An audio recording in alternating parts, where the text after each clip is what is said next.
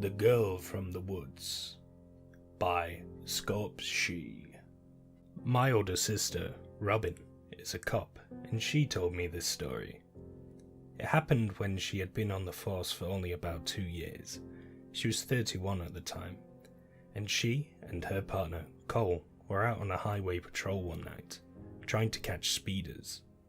Robin said it had been a quiet night, but around midnight she had noticed someone in the rearview mirror running towards the car.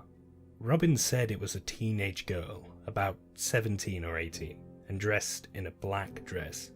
She was barefoot and dirty, with cuts and twigs in her hair. Robin said she had looked like she'd come running out the forest on the side of the highway. She was terrified, and kept sobbing that he had Danny. Robin and Cole kept trying to get her to explain what happened.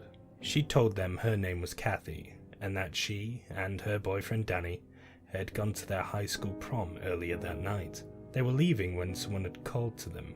Kathy said the person was a male in his early 20s, and that she had thought it might have been someone who went to the university downtown.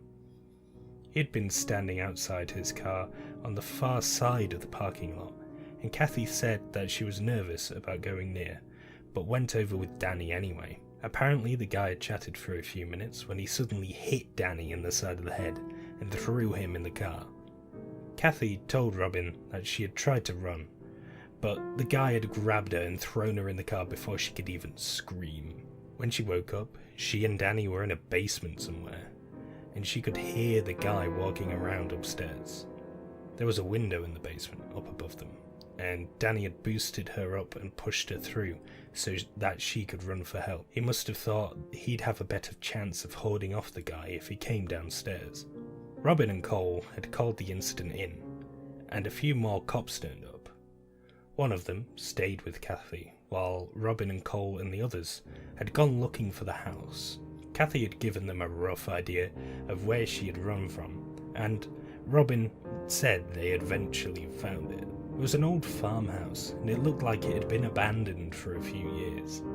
There was a car in front, and an old road that led off into the trees. The police searched the house, but they never found the guy in it. They did find Danny in the basement though. Robin had a hard time talking about this part. This incident happened a few years ago, and I was 18 myself at the time, the same age as him. She said Danny had looked like he'd been beaten up pretty bad, and he was bleeding from the neck. Robin told me it looked like someone had chewed on it. They searched the area, but never found the guy who had kidnapped them. Robin said they found another pair of bodies in the far corner of the basement. It was another pair of teens, a boy and a girl, and both had human bite marks on them. The good news is that the guy was found a few months later. Ironically, he'd been murdered himself in an alley downtown. Robin said the guy's name was Gus, and that he'd tried to kidnap a 20-year-old prostitute. He'd gotten drunk. Funny thing is, she's nowhere to be found, and the prints on the knife they found in the guy's back are a man's, not a woman's. I suppose the point of all this is to be careful. There are violent people out there, and you never know what might happen.